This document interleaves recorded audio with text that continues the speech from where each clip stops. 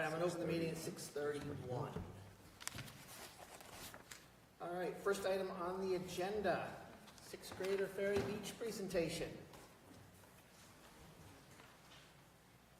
Front and center, guys. First things first, give us your names and where you're from. She dares to be different.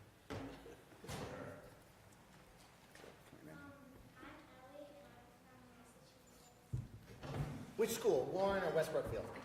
Warren, okay. I'm Cindy and I'm from West Brookfield Elementary. I'm Naomi and I'm from West Brookfield Elementary. I'm Reagan and I'm from Warren. All right. The floor is yours. So tonight we are going to talk about the sixth grade ecology school trip. We went on October 15th to October 18th and it was in Sacramento.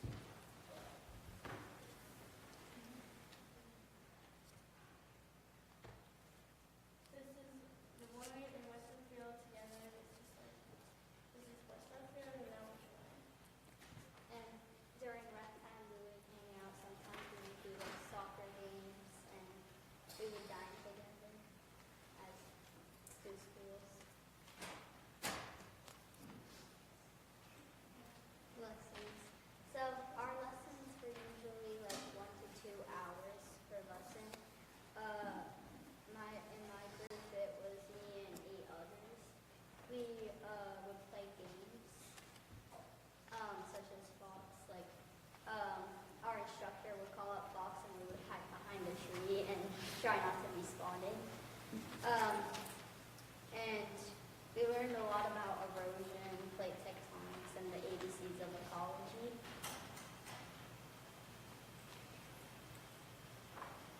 Dorms. So in my dorm it was me and my 2 other friends. We played games like Uno. And we also read books during our free time with friends. Before lights out, we would talk about how our day went during lessons because we all had different lesson groups.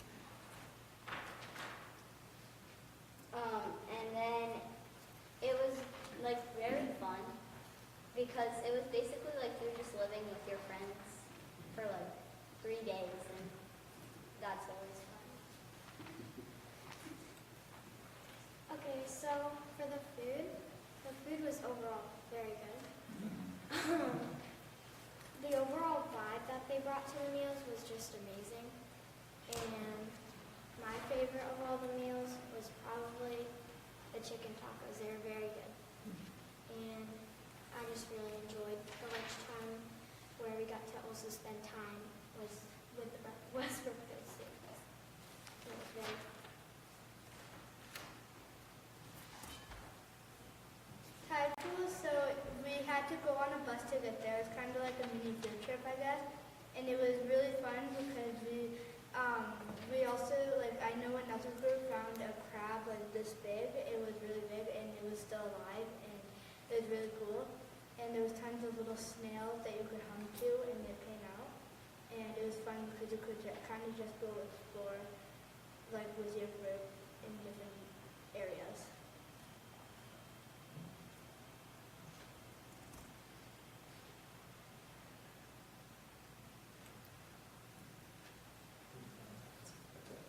That's the last slide? Yep. All right, so does anybody have any questions? I got a whole bunch of questions. So was every day there sunny? No. No. Okay, I was just saying, because I don't think there's ever been a Ferry Beach trip where you guys didn't get rained on at least once. Yeah. One day we woke up and it was like, so like wet outside and we couldn't really do anything.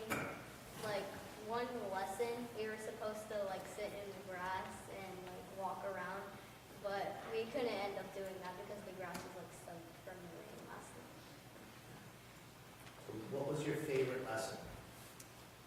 Probably when we went out to the tide pools, it was very fun. My favorite lesson was probably it was the one where we just looked up at the stars. We would take steps. So we would pick up a card and it would say how many steps to take away from the earth. Like it was different and we just looked up at the stars after. We talked a lot about like the constellations. My favorite lesson was probably the night lesson or the tide pools. I like the outer space lesson because we stargazed and we saw shooting stars. Alright, so you guys all commented on the food. They still have the contest of like what table like ate the most food and had the least amount of waste and things like that? Yes, we had something called like the golden spoon, and whoever cleaned their table the most would get the golden spoon. My table never got the golden spoon, but that's okay. I was just gonna ask, did anybody get the golden spoon? My table got it twice. Got it twice? My table got it 0 times. You were just sitting at the wrong table, huh? Alright, so, very important question. And be very careful on your answer because your parents are here listening to you. Alright? So, during the meal time, you guys had to clear your own plates, huh? Do the dishes, stuff like that. We had a person who was selected each day to clean up and set up for the table, and that was usually who picked up, but we would all help together as a table to clean. You heard that, parents. They know how to do dishes. So, alright. Anybody else have any questions? I have a question. Every June, I have to come to the school committee and I have to explain why it's important for 6th grade to go on the Ferry Beach trip. So I'm not going to put you on the spot tonight, but I'm going to give you a little bit of homework. Your homework is going to be to talk to your fellow classmates and make a list of reasons why this trip is important, and I'll collect it for our next school committee meeting, and I'll share those responses out with the school committee, because I can say why I think it's important, but why I think it is important and what you guys get out of it is much different than probably what I would say. So your homework, Mr. Howe, I see you in the crowd, Ms. Stuff, I see you in the crowd, Principal Provost and Principal Rich. I'd like you guys to come up with reasons why the Ferry Beach trip should continue, because it's easier for me to explain to the school committee when you guys are fighting for that trip to happen. Do you think you guys can do that before December 18th? Yeah? Okay, so I'm going to hold you to that. And I know Mr. Howe, Ms. Stuff, Ms. Moberg, and Ms. Shoemaker, and the building principals will make sure we get that done. Now, you guys did a spectacular job presenting tonight. This is one of the best presentations that we've had in my time being here at Ferry Beach. I'm super proud of each one of you. Thank you.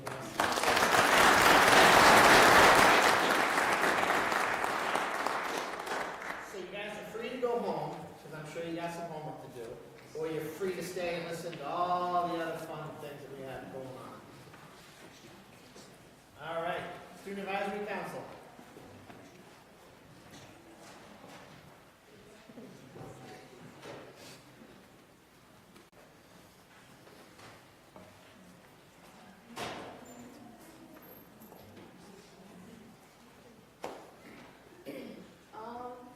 This is an update. Allie couldn't be here today. Unfortunately, this happened, but she's here now. She's here.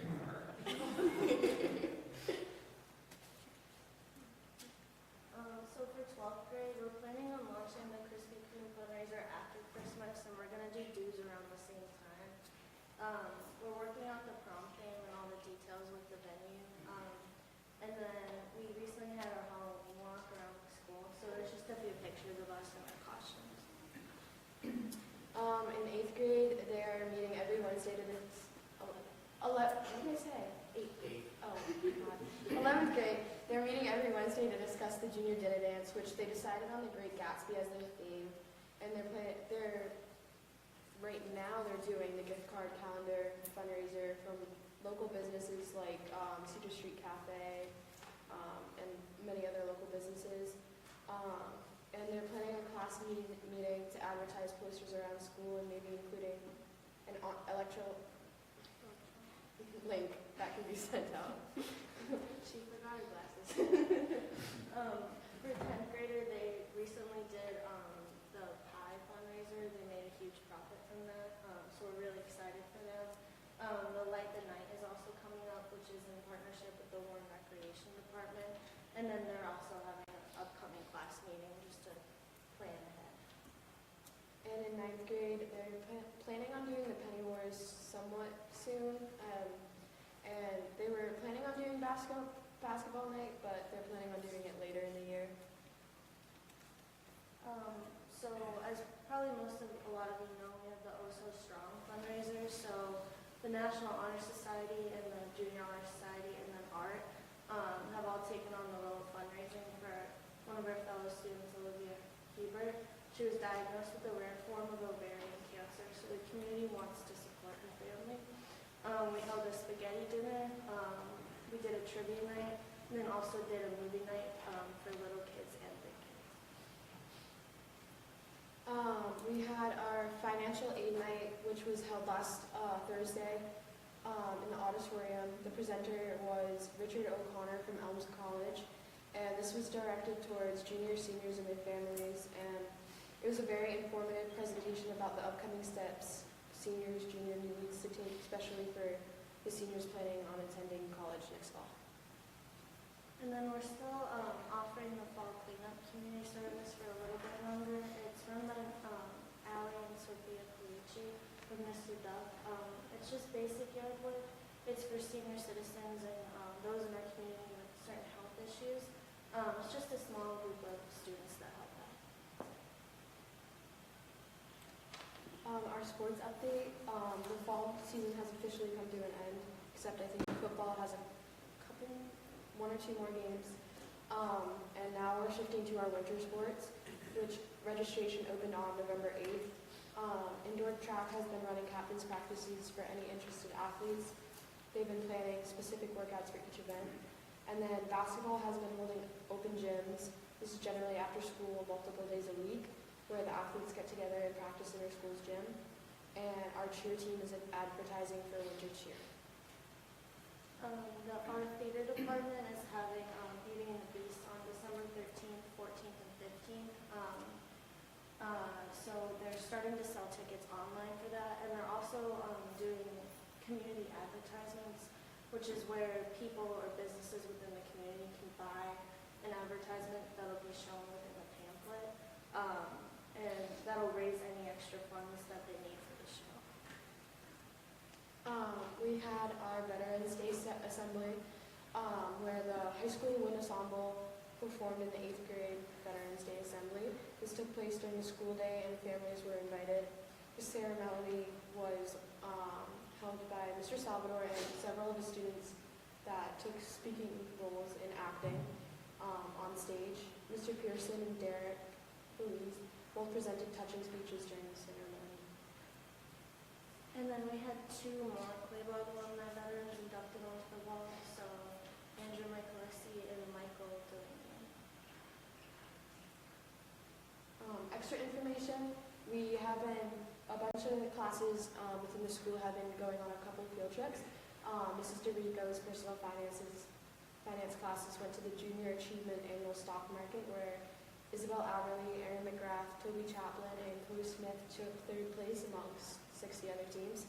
And Ms. Curtis took 12 student leaders to Springfield College for a leadership conference where they learned about roles in leadership and becoming a stronger leader. And last Friday, our report cards were distributed, and the creative expressions, our class taught by Ms. Gosher, also took a field trip to the Eric Carl Museum picture book on November 14th. All right, anybody got any questions? So there was a big event yesterday, and I know that we don't like to talk about ourselves too much, but can you let the committee know what you participated in yesterday, Caitlin? I was selected for Best of 60 Seniors, so it's the top 60 seniors throughout Massachusetts, and they're selected to play in a game. So there's 2 games, there's 4 teams, all spread out between different towns. I played with people from Walpole, Central Catholic, Greenfield, but it was a great experience. What sport was it? Field hockey, sorry. And did you win or lose? Did you win or lose? Your We team? lost 3-2, but it was a really good game. And who scored a goal? I did. Best of 60, which is a huge accomplishment. It's the 60 best field hockey players in the state of Massachusetts. And Caitlin was one of the people that scored one of the goals for her team. And I know she plans on going to Worcester State. We talked about it, but Thank you. congratulations, that's a great accomplishment. Thank you. All right, so you just took half of my question. So I know we're getting into, early action and college applications and all of that and responses and things like that.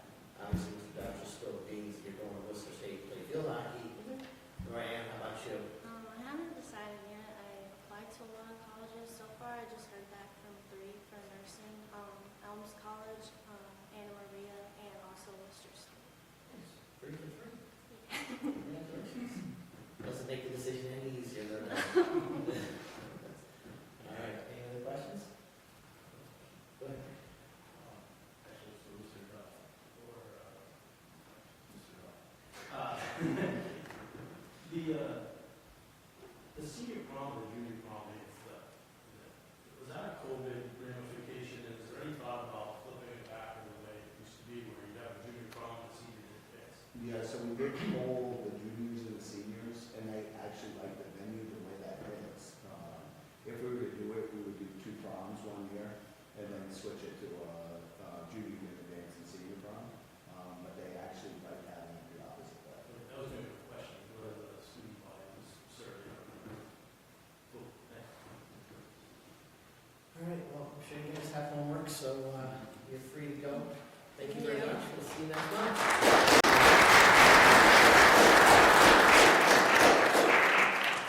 All right, so the next 2 things we're going to take out of order because they're both athletics and they're both Mr. Bouchard, but we'll take the cheerleading fall season recognition first. So, Daddy, there's 2 all standing behind me.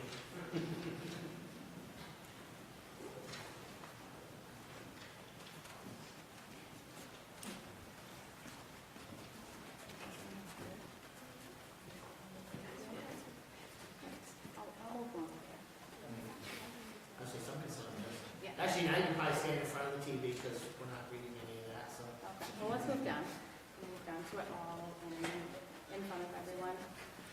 All right, so before we start, name, grade. My name is Gianna. I'm a junior. My name is Kira, and I'm in 10th grade. My name is Candace and I'm a senior. I'm Coach Jen.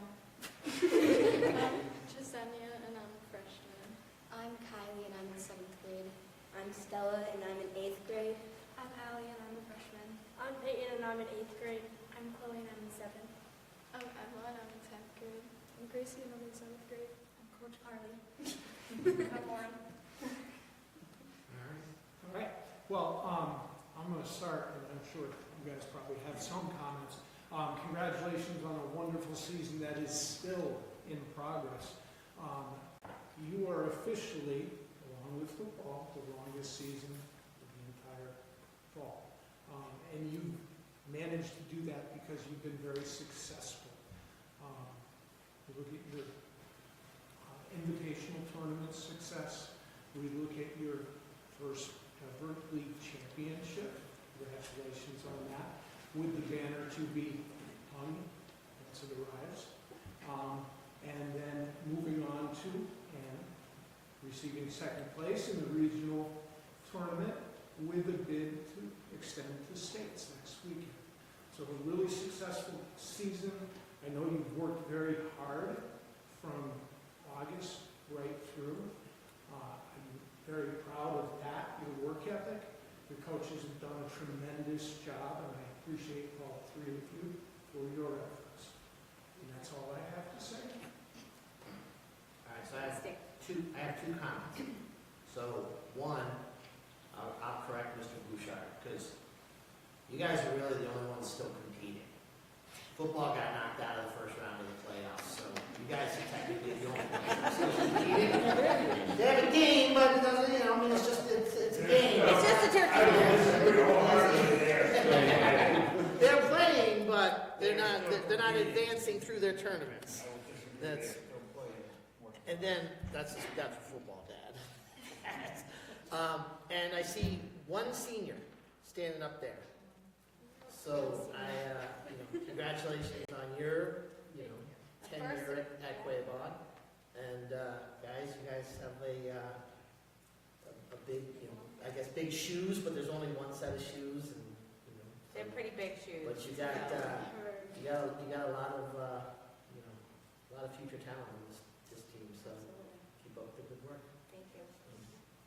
And for the school committee members that are new, we had a conversation probably about 4 years ago when I first started in the district. There were probably 2 kids on the bleachers with a pair of jeans on and a pair of pom-poms sitting on the side. That was our cheerleading team. For those of you who know anything about cheerleading, number one, you guys are tremendous athletes. I mean that sincerely. Cheerleading is the most dangerous sport that is out there in terms of injuries.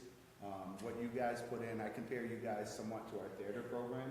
You guys practice for 4 months and you get one opportunity to do what you do. It's kind of like our Beauty and the Beast that'll be coming up in December. They've been practicing this since over the summertime, and they get 3 cracks at it. They either get it right or you get it wrong. If you're football, soccer, baseball, you play 18 games or you play 11 games, and if you don't do well one week, you come back, you bounce back, you do okay the next week. You guys don't have another week. It all depends on how well you perform that week. So we're super proud of the way that you represent our school. This is great, first time ever. I'm glad, Candace, you were able to bring home that little Swickler Fall Championship, which is awesome, and we look forward to your continued success and progress in our program. And thank you for all you do for our athletes, supporting our teams, as well as your competition. You guys do a tremendous job, and we're proud of you. Thank you. Anybody else have any questions? Go ahead. How does the state tournament work for cheerleading? Is it just a one-day event? Is it multiple weekends? Like, how is it? How do you? So you get, throughout your league, your regional competition, you're based on a score from a rubric. So the higher you score, you advance, and then you advance, and the highest scoring teams advance to states. It's based off your division, based on how many females everyone has in their school. We're D4, and we've got first place at leagues, and then second place runner-up and then we move on to states. In the fall, states is the end, and then we move on to winter. And most of them stay for winter. We lose a few to basketball. We keep the same routine, and we just add to our score, make it harder. Good luck. Thank you. Is there a spring competition as well? So Or cheer winter? is just winter. Yeah, cheer is just fall and winter, Okay. and then your body needs a break. Yeah. So when's the winter comp? So the winter comps usually start at the beginning of February, but winter season starts on Monday. Okay, cool. We compete on Sunday for state champions, and winter season starts Monday. Get right into it. So you get like 7 or 8 hours of break. Yes, yeah. And where do you compete this weekend? We compete at Worcester State. We haven't got the order of appearance, but we compete. It starts at 10 a.m. Once we get the order of appearance, we will post it. We'll post it on our social media pages. You know, all the kids bring home flyers. So it's a great group of girls. Very hardworking. Thank you. We have a lot of support from administration. I do want to make sure that I thank everyone. Mr. Bouchard's been a great support. Mr. Duff, Mr. Lavelle. We've had great support this year. Great group of girls, so we really should be proud. Thank you. Well, you guys are welcome to stay and welcome to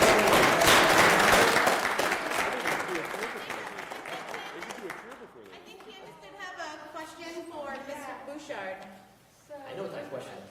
So when our banner comes in, is it possible to put it next to the C? Next to what? The C, you know the words in the wall where it has This is cougar flag? Next to the C and the Next to the C? C for Yeah. cheerleaders. I've got a bunch of banners down right now, just being updated and stuff, so we're gonna need to move some stuff around anyways. C for cheerleader. Yep. I thought it was C for Candace, but No, Candace is a K. We are a K team. A lot of our names are with K's. Yeah, we have lots of Ks, so. all right. All right, well, thank you guys. Thank Good luck you. on Sunday.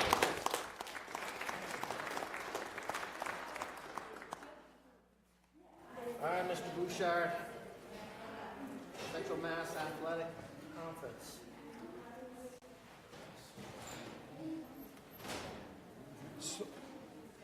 So before I begin, I'm going to start the way I always start when I get a chance to speak to all of you, and that's to thank all of you.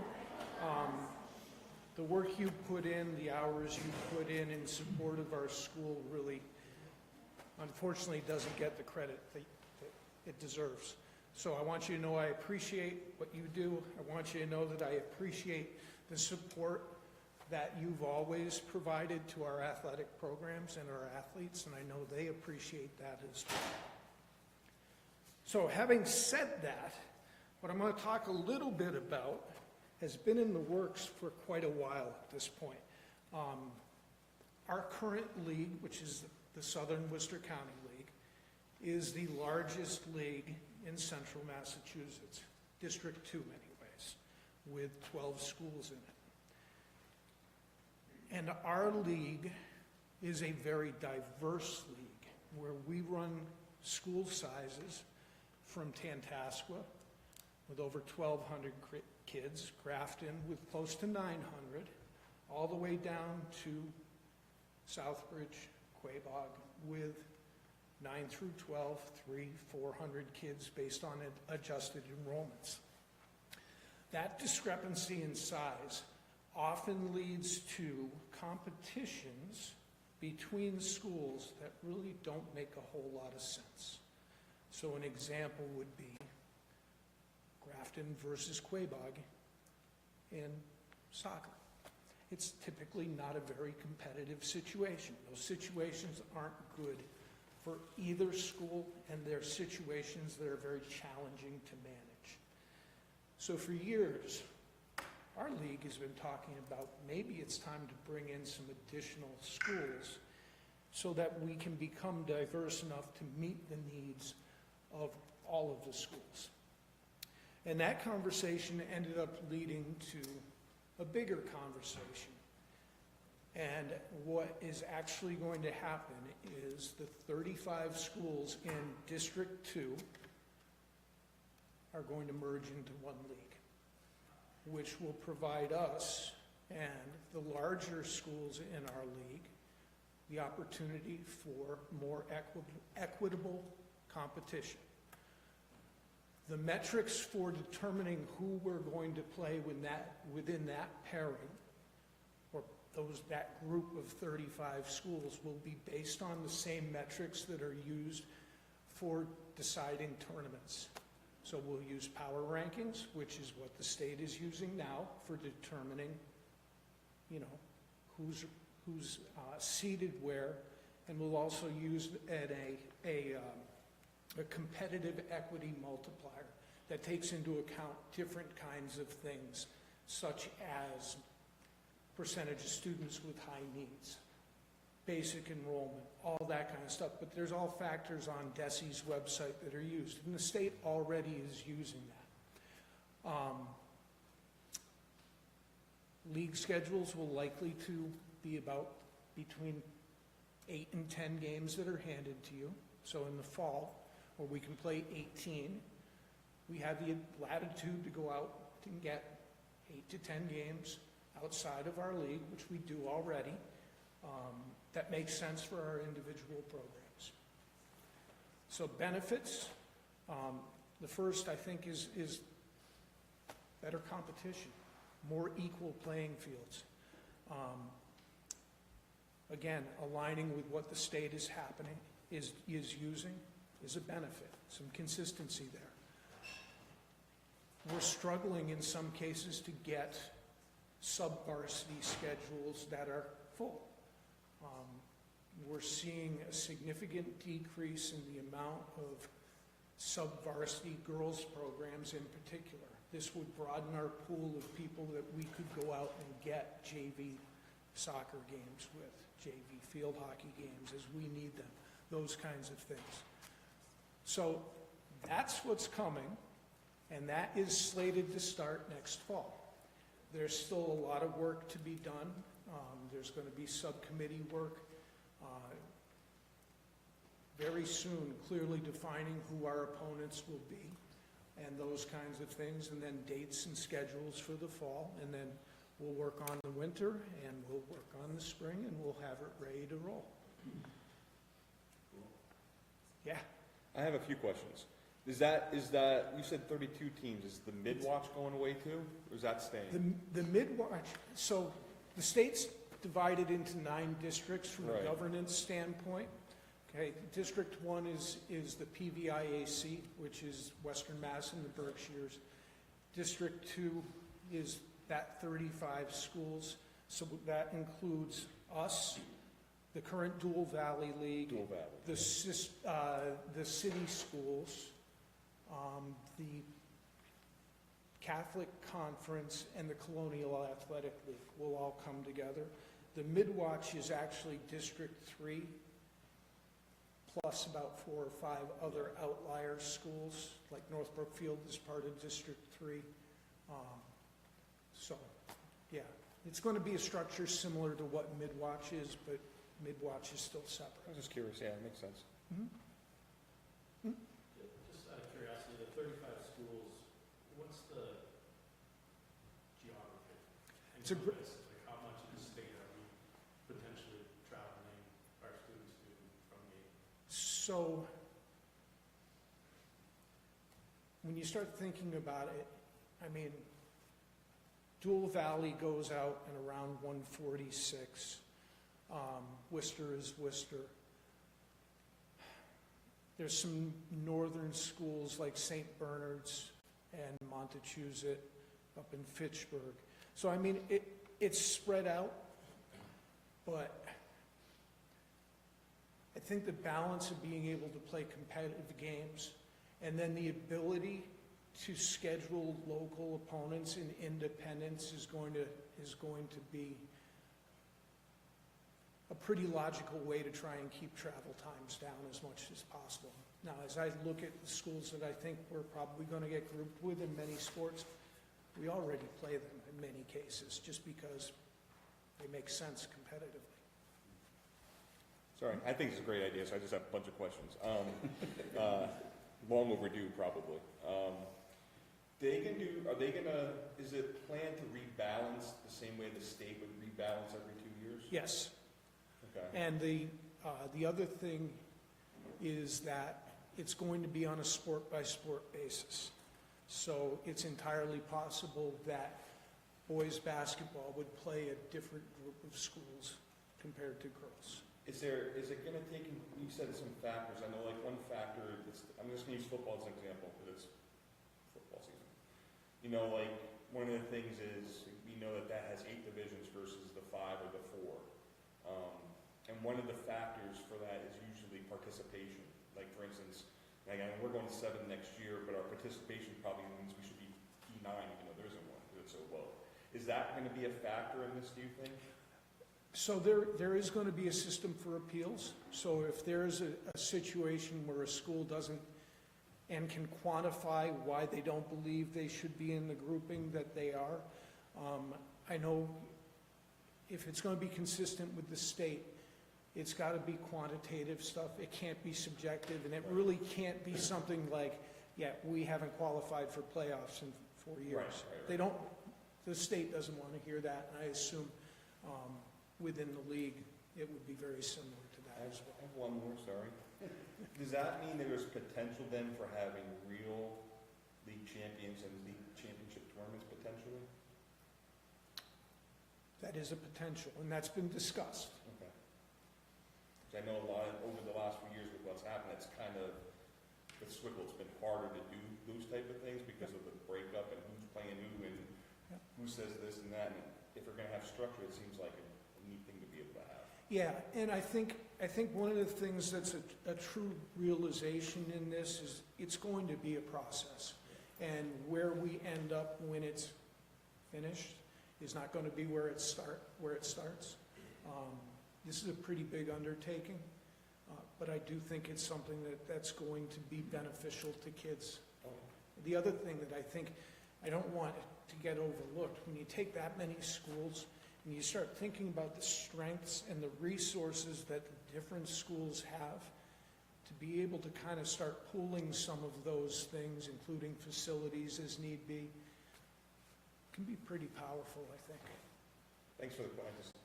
It's really neat, so that's why I have this question. It's great. I'm done. Anybody I'm done. besides Jay have I'm any sorry. questions? Supposed to over here. Actually, your comment actually segues into what my question was. With such a large undertaking, talk about resources, is there any talk about certain criteria or requirements they're asking each school to bring to this new formed league? Is there any type of resources that are being asked from each school? So we've got, as I alluded to, a number of subcommittees that are currently in the process of being formed. And there is one that is going to talk very clearly and specifically about non-athletic endeavors and how schools can kind of pool those resources. And that's probably a bigger picture item than my space. I think that's going to be administrators that are going to be looking pretty What heavily about at that. specific to just the athletic programs? Are there any requirements down the road that this committee needs to be aware of? Like you've always heard about, there needs to be full-time physical trainers and things of that nature. Is there anything that you see coming down the road that's going to require any type of extra funding as a result of rolling into this league? I could anticipate, and it'll be part of my budget request for this year, I can anticipate there may be, and we should brace for an increase in spring transportation. The only reason I say that is if in our current structure, varsity baseball and varsity softball ride together. Sometimes we put tennis on that same bus. If baseball and softball are playing at two different places, and we can't send the JVs with them because we don't have enough field space, or they don't have enough field space, we could potentially see some additional buses. Women's teams are playing different schools, and a lot of times those were joined together. So Well, in the fall and the winter, that will remain the case. So it really is only, I think, in my opinion, going to be potentially impactful for the spring transportation. Otherwise, not really. I know it's outside of this conference, but can you talk about the MIA's request regarding athletic trainers and the difficult position that it's put us in this fall, potentially? Because we know it's been on the radar for a while. So football is an example. There's a requirement to have a medical personnel for each sideline. And there's some history with that where when it was one person and it was an athletic trainer, if the athletic trainer is tending to the needs of the other school, not the one that they're from, it put them in an awkward position when they didn't clear someone to go back into a game from the other team. So that's why it got mandated with two medical professionals. Now, for us, not having an athletic trainer here really impacts the fact that we still need people here. So we're using EMTs here and paying them an hourly rate. But technically, they're not able to clear people to return to play, and their primary function is just for transportation purposes. I think the other thing that's important to understand is having a full-time trainer here would really benefit us from a liability standpoint, in that having someone at every practice and having someone available at every game, if a significant incident were to occur and we're having people who are just, first aid, CPR, AED trained, dealing with something very serious, if it's not handled 100% correctly, we're not in a great spot, especially when it's really best practice to have an athletic trainer, which is a master's level position. Anything else? Well, thank you for the update. All right, thank you. And again, I appreciate all of you. All right, thank you. All right. presentations. Mr. Duff's like way ahead of the game. So Mr. Rich? as I was mentioning at our last school committee meeting, the state can find districts in one of two ways. They can find in not in need of assistance or in need of assistance. And I know that we have on the agenda, we're going to discuss what the impact of the ballot question for the MCAS is, and we'll discuss that after the presentation. But this year, as we had indicated, the state found Quaboag not in need of service again, and that is in large part to the efforts of our teachers, our students, our administration, that grind this out every single day to give our students the opportunity to be successful on these tests. The way the determination happens really is at the 10th grade level, but we see the progress that students are making from grades 3 through grades 6, and then again 7, 8, and then ultimately in grade 10. So we do our annual MCAS presentation as well as our advanced placement. And we're going to start off with our two wonderful elementary principals, Mr. Rich and Principal Provost. And we're going to start with WBES. Stand. Whatever you like. I don't know. I'm blind anyways. I can't see. Hi, thanks. I'm going to stand closer to them. First, before we even get started on any of the grades and what their overall scores were, our third grade students, both in ELA and math, were recognized by the state as one of the highest achieving third grades in the area. So congratulations to our third grade teachers and their students. They 50% of our students met or exceeded and surpassed the state by 8% in ELA. And in math, 62% of our students met or exceeded expectations and were 17% above the state. So that's where our recognition came from third grade. So you can see the grade, which is meeting and then exceeding, is to the left. So congratulations to them. It was a great year for them. And then and grade 4, you may see here that we're not seeing a lot of growth just yet. These are still our COVID babies, unfortunately. So our third graders are actually the first, yes. Sorry, I don't mean to stop you. We have this every year, and I wanted to make sure some of the new people, when we see 2001, 22, 23, 24, Yes. is that different cohorts and just fourth grade each of those years versus Yes. seeing the same cohort and what they did in third grade and fourth Different grade and kids fifth grade and every sixth grade? year. Okay. Yep. Different kids every year. And you can see there's a trend here. There's, we're seeing the same. Again, these are the kids that did not have a full, 4 years before they got to fourth grade. And our third graders are the first group of students that have had some preschool and kindergarten full all the way through. So it does have an impact overall. But I will say that our fourth grade students, even though they did not score, as you can see, in the achievement part, their student growth themselves is measurable. If you look down at the bottom, 47% is the average student growth. 50% is like the mark. So if you're thinking about what they scored and then with their actual student growth, that means it's how much they grew from third grade to fourth grade MCAS, which is pretty good considering where they landed, if that makes sense. And the same again for math.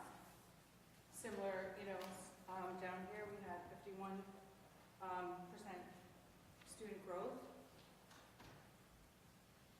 And then fifth grade, same story. Actually, this one is, obviously a bigger story to tell. And again, there are students when they were in first grade, second grade, they were online, sitting at home, trying to learn, and all those social skills and all those foundational skills couldn't be applied. So we're still working on it, but their student growth percentage was fairly high considering where they landed as well. Math, and then fifth graders take science, and they don't do a student growth percentage. Yeah, it's on the bottom. No, this is for math. So math was, Oh, I'm sorry. Yeah, that's the first science one. They won't have it. yeah, so then science is here. So there's really nothing to compare compare it to, but from the year before. And we haven't seen like a major growth in any of the years. We're hoping to see that, in the next year or two. And then we go on to 6th grade, where we saw another big jump in ELA, and our student growth percentage was 70% was our median student growth percentage, which is pretty high. 50% is the state, so we're pretty proud of them. And then math, 77% growth from the year before that they took MCAS. So you can see the green, definitely a big difference, but again, to your point, these are different students, different classes each time. And that's it for me. Any questions? We ask this every year, and I don't know, do you ever get to look at the path of a given cohort and how they've done from that? Do you have that data too? Yes, yep. We look at students too, individuals. And even a student that may not have met, we look actually at their score. Say the passing score is a 502.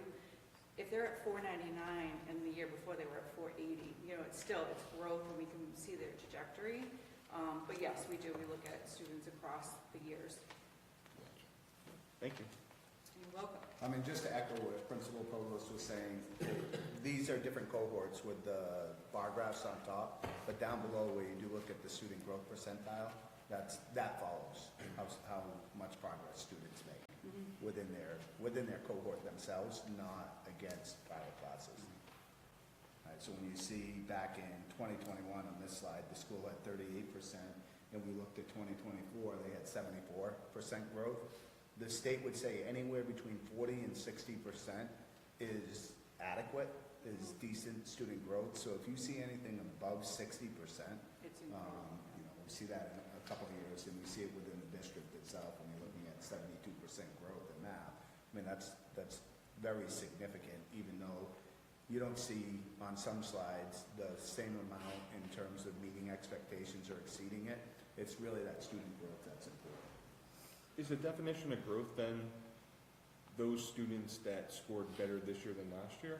Or what's the definition of growth then based on that number? Growth of them versus themselves, basically. Yeah, you take a group of students that are Student A against A in different districts, and then you match it, and you Yeah. see how that A matches against A in other districts. Yeah. So you take a cohort Yeah, of kids same that test, aren't same in here questions. across the state, and that's what your growth is based upon, Okay. not against your fellow classmates. Or it could be if you're around the same ballpark. Makes sense. Thank you.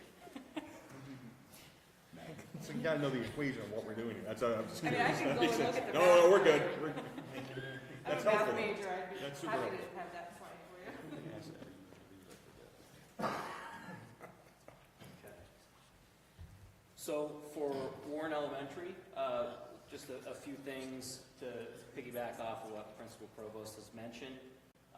When we look at the student growth percentages, a lot of that information tells us that we have a lot of students in our schools that are real close at moving the needle to the next level. And that's what we're working towards. So some of the action steps that we've already put in place, some of the things that we are already doing to work on student growth and development is we've made sure that our master schedule affords us the ability and the opportunities to schedule dedicated time towards our WIN blocks, our interventions, our Ignite programs, our ST Math, anything that we can do that's targeted with intentional instruction to whatever the students' needs are based upon the data and the information that we're receiving through things like the MCAS and DIBEL scores and things of that nature, then we're able to take a look at that information closely and do a deeper dive and to make sure that the students, whatever it is we're able to provide to them, it is targeted, it's directed to helping them move that specific needle. So with that being said, when we look at our grade 3, recognizing that there are some challenges and some struggles for us right now, but knowing that the opportunities that exist have already been identified, we can see here for grade 3 ELA that we have about 83% or so that are at least partially meeting expectations or better. Again, looking at that percentage growth, we want to see which students we can get them to move to that next level and make sure that we're targeted for that. Next slide is for the math, grade 3. One of the things that I wanted to point out in this specific data point here for grade 3 math is the fact that when we look at the state averages, we're fairly comparable to the state average here. Average scaled score is a 490 from this past year, where the state average is 495. So we're hovering right around that. Again, areas, opportunities for us to grow a little bit there. I'm sorry, that was, grade 4 ELA, when we take a look at this, again, there's reason for optimism here. We've been able to, again, make sure that we know what students are in which category and where they need to go from here. And so when we look at grade 4 ELA, again, we see that some of the numbers in the categories of exceeding expectations and meeting expectations has dipped a little bit, but there's a lot of students in that orange that we feel are really, really close that we can move pretty easily. So that would be a good challenge for us. Grade 4 math was fairly consistent compared to the previous year. Grade 5 ELA, I'll group grade 5 together, ELA, math, and science. All of our teachers are really hard workers. They work at improving instruction on a daily basis, and we're very fortunate in the district to have such dedicated professionals. Grade 5 curriculum is a challenge. We've seen that with the MCAS scores here. But again, looking at that percentage for student growth and looking at the interventions that we've already put in place, we feel that we're ready to move forward with that. Grade 6 ELA, just as a note, again, looking at the average scores, I made a note here for ELA, average score is 489 compared to the state average, which is 493. So pretty close to that average with the state when we're comparing that. And then when we look at the math piece for grade 6, we're looking at, when we look at meeting and exceeding or partially meeting, the majority of our students in grade 6 were able to accomplish that and to get to a pretty high level there. So that was pretty solid work for the most part for grade 6 math. And I guess, and that's it. That's all I have. Any questions? Principal Rich and Principal Provost, I know that third grade math was a huge success last year, and I know we've had some conversations around this. And I know Principal Rich was talking about analyzing data and looking at what trends are working. And I think last year was one of our most successful years in third grade. Maybe perhaps you can talk about one of the things that you guys had implemented last year, or that you implemented along with Principal Slattery last year, that helped out with third grade. Mr. Rich, the floor is yours. But he knows it this year because he's living it. So one big thing that we were able to incorporate through the work with Madeline Smollett and the 1-8 Foundation, we have ST Math. I'm sure you've all heard about Gigi the Penguin. Gigi the Penguin is going strong. We are still ahead of our progress from other states other schools in the state. So we're already recognized, not just only here in our own district, but across the state as being a model school. In our first year, last year, we knocked it out of the park. I think we had, the goal was like 80% for all students as far as puzzle progress on Gigi, and we hit 100, and I think you hit 98 or something like that last year, which is way above what was the expectation. So it really helps kids with conceptual problem solving. There's no words, there's no instructions, there's nothing. They have to solve it by pictures and by looking at maybe a video, and they self-correct themselves. So it really has helped them with a different part of the math other than just doing the standard algorithm. We find the kids are still enjoying it, even 5th and 6th graders. They still enjoy enjoy their Gigi. We just have to kind of up it for them as far as excitement and engagement. But we're doing a great job. Yeah, and being new to the district and new to the programming and everything, when I first met with Hannah, ST Math and 1-8 Foundation, she talked about how we went above and beyond last year as a district to really hit our numbers and hit our growth and our percentages, that they were really impressed and didn't really know where to put the bar from there, which was really nice to hear.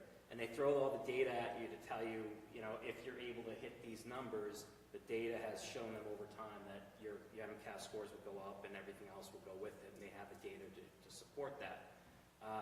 I will say that we have some outstanding math teachers that get pretty competitive with it, so I'm get a little bit nervous when I get in between them a little bit. So, but they do a great job. So yeah, we're proud of them. Yeah, it's a great program. So we do have ST Math leaders, champions, Dan Howe and Billy Milberg. Dan Howe at Warren Community Elementary School and Billy Milberg at West Brookfield Elementary School. They were asked to go to a showcase over the summer for ST Math and speak to other schools on how to implement it. I know that they came out and visited your school with several different community members or several different school organizations to come out and see how to get this rolling, because the Quaboag Regional School District really got this off the ground running and will recognize throughout many schools in Massachusetts as Quaboag being the leader of this within Massachusetts. So kudos to both of you, to Dan and Billy. We also have another celebration, and it is public now to some degree, right, Ms. Provost? What? The Ignite. Ignite. So as you know, Ignite came in last year. That's part of the 1-8 Foundation. It was primarily geared towards second grade last year. First First grade. grade, And then we all of first grade. trickled some second graders into it, Yeah. I believe. And what it was 15 minutes of reading tutoring online with an individual person a day. And that was sponsored by the 1-8 Foundation. And we hit some very significant benchmarks with that. I'm excited as these first and second graders, and we have a couple extra slots this year. It'll be interesting to see, as Jay, you were talking about cohorts of kids. We really don't start to see it until third grade. We see it on DIBELS and other assessments, but we'll see it on the MCAS if that continues in terms of designating school accountability. But I know that there was some exciting news out of Ignite, I believe, Principal Provost, that maybe... Actually, two things, and Yeah. I'm very modest. I usually don't toot the horn, but I was chosen out of the United States, 3 principals to attend an Ignite webinar. That was a national webinar. Of course, I was very nervous, but it really just asked a lot of questions about how you got buy-in from the teachers and what was it like for them and what strategies did you use, or what did you do to prepare the kids? It was as simple as making sure they use the headphone the right way, because they have little mics, and they want to break them in first grade. But it was just really about logistics and just ensuring that the teachers felt supported and they got to learn about the program before they got, we didn't just throw it at them, and we provided a lot of extra bodies in the room on the first few days. And then the second thing is we were now chosen as a showcase school by Ignite. They're going to do a showcase where they are sending out a press release to all the area schools within, I think, a 50-mile radius of us to come and see Ignite in action in my building while the kids are actually tutoring online. And then we'll have a panel. They'll get to ask us, similar to the webinar I did, was how did we get this going, what made it work, and they want to have students on the panel as well. So it'll be a great thing. That's coming up in December. Yeah, it's official. Now it's really official. And the final piece I would like just to add for Principal Rich and Principal Provost is we did start a new ELA curriculum 2 years now. We're in the process of it. And typically when you start a new program, scores typically dip a bit because it's something new that happens. I kind of make it, and it probably isn't a good comparison, but when I gave my father away from a flip phone to an iPhone, and I FaceTime him, and he puts it to his ear like he has to listen versus looking at it. it's kind of similar for our teachers and for our students because it's something brand new and it's something that changes the way that we're delivering instruction and how kids are receiving instruction. And I think we're going to see some really good gains with it. We've identified some pockets. I know that we introduced U-Fly this year at the younger grade levels for phonics and so forth. As we move forward, our building administrators, but more importantly, the people that are on the ground, our teachers, are doing such a dynamic job of embracing it, overcoming some of the challenges that come with it, because new curriculum is difficult, particularly when you have one curriculum and you're switching to another and you're doing things much differently. I can't say enough about our teaching staff and about our building administration in terms of moving these things forward. They deserve a huge pat on the back. Congratulations for your leadership, and congratulations and a sincere thank you to our staff for embracing these changes, because it's, at the end of the day, all decisions are made in the best interest of students, and that's why we're embarking on these things. So thank you, Principal Rich and Principal Provost. I know it's just Ms. Marino here right now for the teaching staff, but thank you, Ms. Marino, because our teachers, our paras, it's all hands on deck with interventionists and everything else. So you guys have done a tremendous job this year collaborating between each other and making it as seamless as possible. So thank you for your efforts. You're welcome. One more thing, I'd like to just send out another, shout out to the teachers and to Ms. Beaudry, our literacy coach. We wouldn't have gotten as far as we have with our reading program and any of the progress the students are making without having common planning time. So we're making sure that our teachers get coverage so that like the first grade teachers from both buildings get together and so on and so forth. That has made one of the biggest impacts. I would say, as hard as it can be being out of your classroom and us finding coverage, we've made it a priority, and we're starting off in a couple weeks, or actually this week we're starting some more CPTs. It's a big part of it. Thank you all for your efforts. Thank you. Thank you. Thank you. I'm assuming you're doing the Quaboag regional I high am. school podcast? Unfortunately, Principal Hinkfeld is not available tonight. So 7th grade ELA, we're at 81%, making progress towards their goals with 45% student growth, or mean student growth percentile. Between that 40 and that 60 is where you want to be. We did begin to implement grade 6 through 8, or 6 through 9, I'm sorry, Study Sync into our programs, which kind of came out of the elementary buildings and are trickling up at this point. In math, we're looking at about 93% that are making progress with a student growth percentile of 41%. We are, just for the school committee's knowledge, we are using our curriculum teams at our elementary buildings now to look at a K through 8 math curriculum. All our math curriculums were K through 6, and then in the middle school, they broke off into their own curriculum. For those of you who have been on the committee for a while, kindergarten through grade 6 in Warren use Into Math, kindergarten through grade 6 in West Brookfield use Eureka. We are working with TNTP, LAN, Principal Rich and Principal Provost, along with the curriculum teams, are now embarking on looking at a math curriculum for both elementary schools, so we have the same curriculum in both buildings, and the curriculum will go through 8th grade. So we won't get to 7th grade with 2 different schools using 2 different curriculums with 2 different sets of rules and expectations. Math is great, except for I always say math has no soul. You're either right or you're wrong at the end of the day. It's not like you can do it any way differently. But having the same curriculum for K through 8 is going to be so impactful for particularly our 7th graders coming in, because they're going to have the same curriculum K through 6 across the board. ELA, we had 31% growth percentile for 8th grade ELA. I know that Principal Hanfeld is working on that. We do have a new ELA teacher this year that is working very closely with their mentor, and things are trending in the right direction. Math is another area where we can have some improvement on. We do have a teacher there now that is going into their 2nd year and is working very closely with the department chair there. Science and technology, if you look at there's no student growth percentile on that, but we're at 57 87% making progress towards expectations.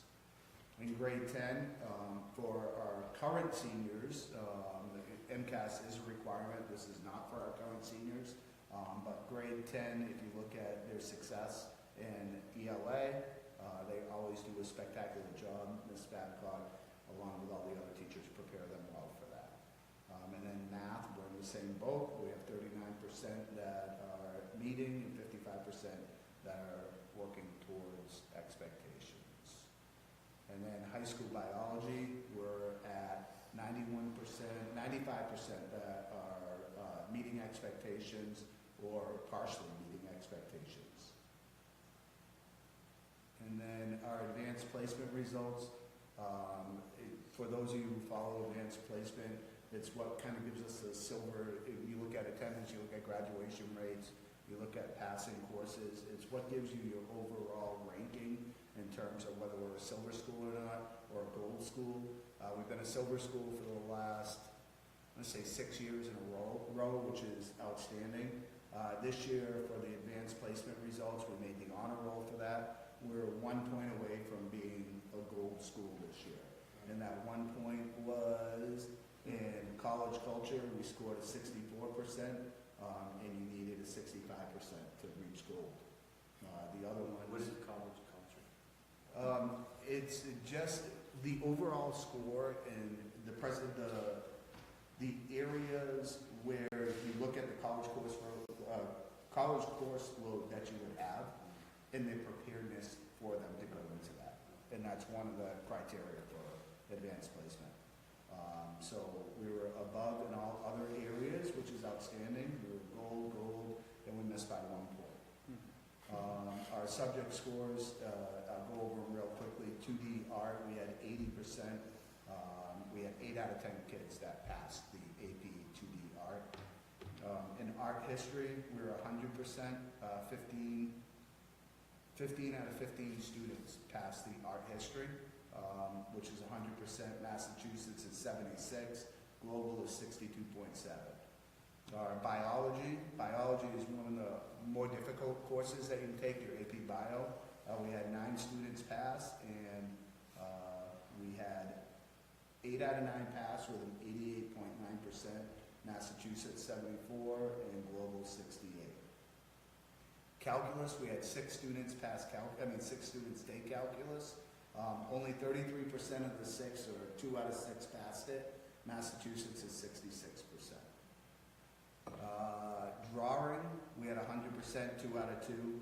For our AP classes, we combine all of our AP art classes into one class. So you have AP 2D drawing, regular drawing, 3D. So there's many different courses that are offered through that. English language comp, we had 54%. We had 18 out of 35 pass. Globally, it's 54.7. In the state, it's 62.7. That's traditionally an 11th grade class. English Lit, which is a 12th grade class, out of 30 students, we had 23, we had about 27 pass out of 30. 83% of the group, 78% in Massachusetts, 72 in Global. For our psychology, our AP Psych, we had 26 kids take the test, 84% passed. Massachusetts 61.8, Global is 61.7. Global is 2.97 on their actual score. Our score was 3.88 on average. Typically you need a 3 or higher on the score in order to have that qualify for credits for college. But that average is combining some that might have been lower. So the overall average doesn't mean if we had this, we'll look at this one for example. For AP Stats, we had 6 students take it. The school average was 2.5, but there were kids that didn't get high average. They might have had 2 1s in there, which would have brought that average down. It's 50% in our group, 63.4 across Massachusetts.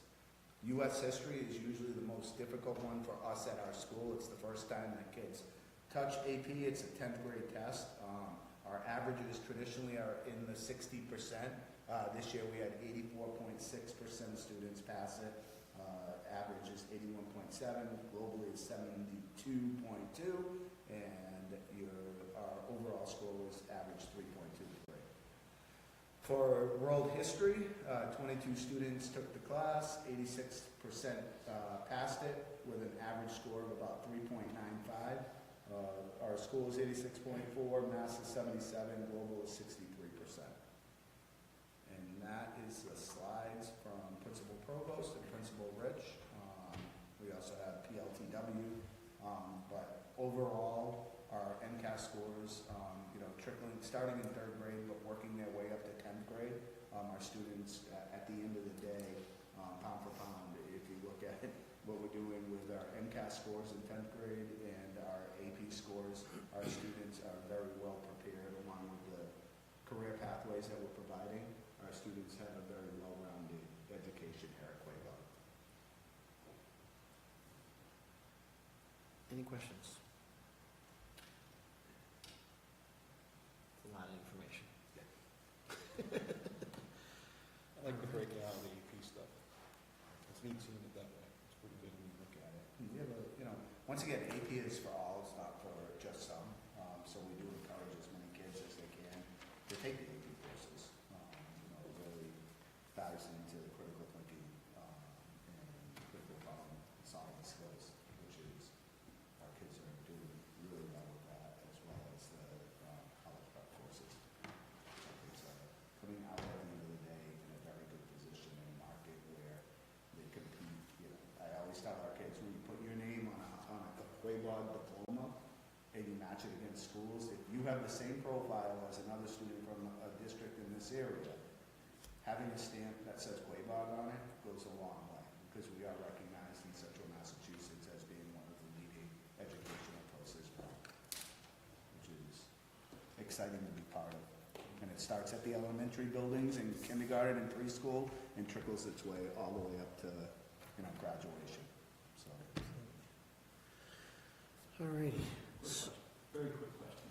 Go ahead. Corrective action's not the right word, but what can we do to improve the score in the college culture to get the... Just continue to work hard, and once again, There's nothing that we can change as far as the program? No. Format, or anything like that? So what happens, a lot of what happens with the AP world, particularly with English and history, is a lot of common planning with English and history. What we have done, and what we're starting to see some results with, is we've been moving the questions down to 7th and 8th grade. So 7th and 8th grade English teachers and history teachers have been working with the high school English and history teachers to start talking about the DBQs, how do we turn this around. And so the staff have been doing a great job of preparing kids. And it's not just for AP, because it's something that if you're gonna go on to college, this is what you're gonna need to be able to do in college. So all kids are being exposed to that. And when I say AP is for all, if you can take a test for $91 and it's gonna save you, $1,800 in college credits, if that's what your path is, all kids are being exposed to that in 7th and 8th grade. And then once they get to 9th grade, you can start with some of your pre-AP, like pre-AP US history, which leads into 10th grade.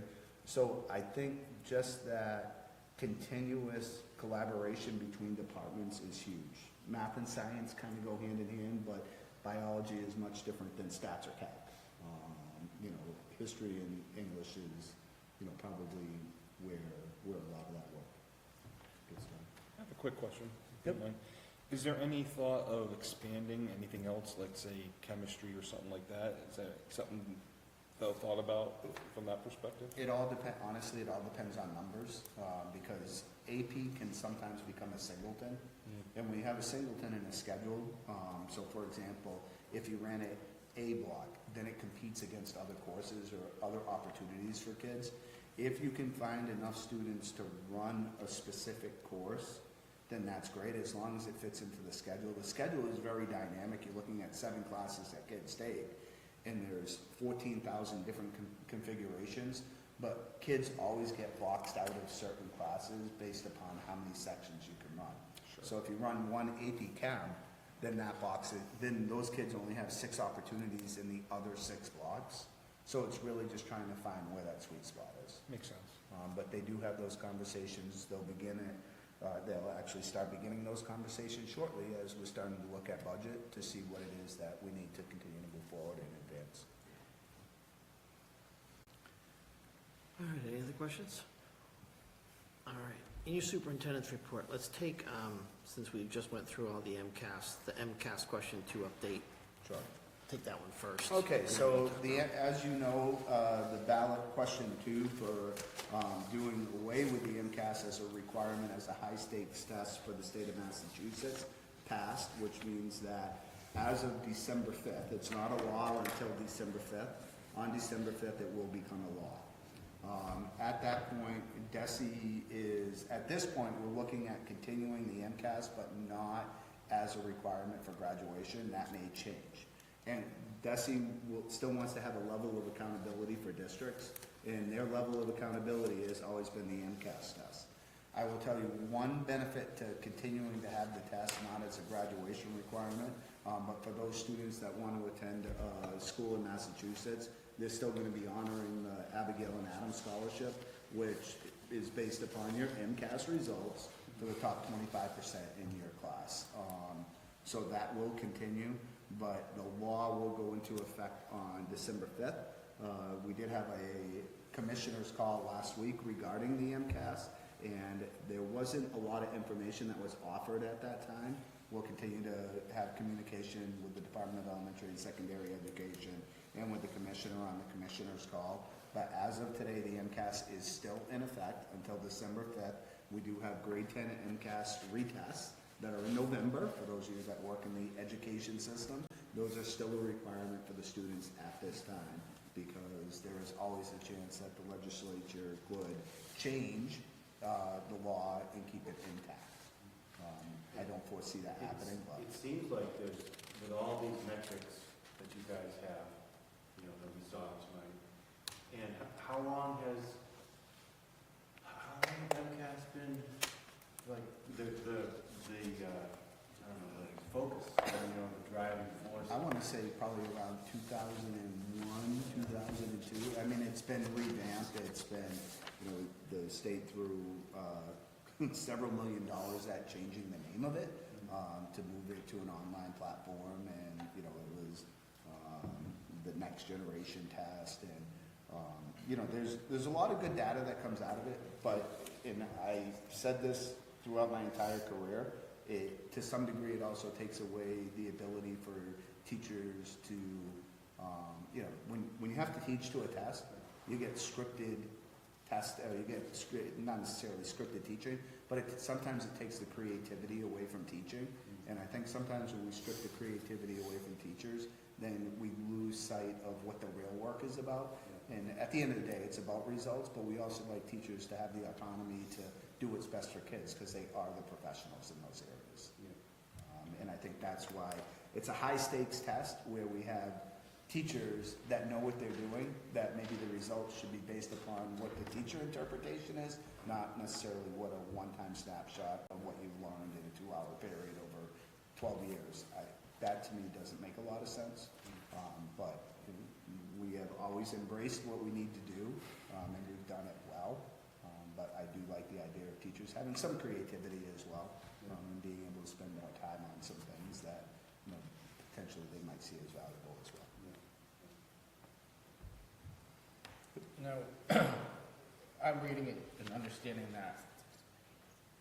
So the MCAS was the driving force as to whether or not a student would be able to graduate. Successfully passing it, they'd be allowed to graduate. Without this being in place now as that holding marker, do we have to, as a district, now start to set a policy as to what defines any requirements to graduate as a student? So we already have those defined. So the MCAS is part of the graduation requirement. So for example, you need 4 years of English, you need 4 years of math, you need 3 years of history, you need 3 years of science. So you need computer apps, you need Project Adventure. There are different courses that are required for students to take to pass. At the end of the day, you need to earn 24 credits. So you need the 24 credits plus all of the class, all the courses that are mandatory for you to pass to meet graduation requirements. So that's already, our district already has something in place Yeah. other than just the MCAS. Yep, so we have that in place with the MCAS. It's not one or the other, you need to meet both simultaneously. And the state, once COVID came around, for those of you that are in education, they came up with a thing called a competency determination, where kids missed some time in school, then they came back and they had some difficulty passing some of the subject areas, whether it was math, ELA, or science. And what the state allowed school districts to do was if a student, for example, took a biology class and they passed biology, then that replaced the requirement to pass the biology MCAS. If you took a math class that would meet the requirements for math, then you didn't have to pass the math. But you had to take it, but you had to replace it with a course that you took. But they have since moved the needle on that a little bit. And it'll be interesting to see where we go from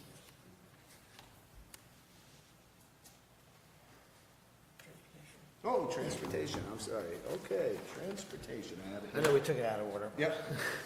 So the transportation bid, on October 30th, it was posted in the Goods and Service website, which is the state publications. On November 4th, the advertisement for the bid went out to the Ware River News and Quaboag Current and Combis, which is the state procurement site. On November 8th, the bid was released at 2 p.m. On November 21st, we will have a bidders meeting at 2 p.m. That's a non-mandatory bidders meeting. So anybody who's bidding on the transportation bid can come here and they can ask clarification points on what the details of the bid were.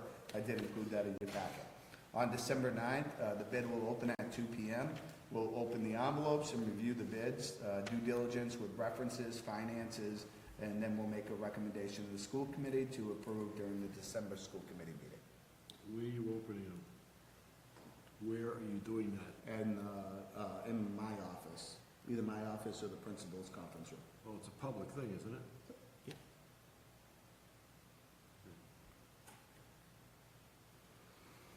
So we will hopefully have the information ready for the December meeting so that we can put that number into our budget for next year as we continue to build.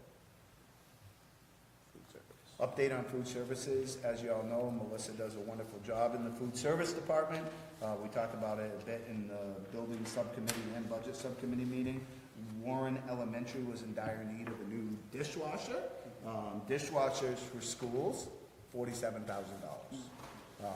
So we were able to pay for that out of the food service department, which is a revolving account based upon reimbursement from school lunches. The more participation you have, the better off you are. Melissa's done a great job of providing breakfast and lunch across the entire district. So we were able to purchase that at no cost to the operating budget or the town assessments, which was wonderful. It was installed last Friday, and today is Monday. Today was training day on the new dishwasher.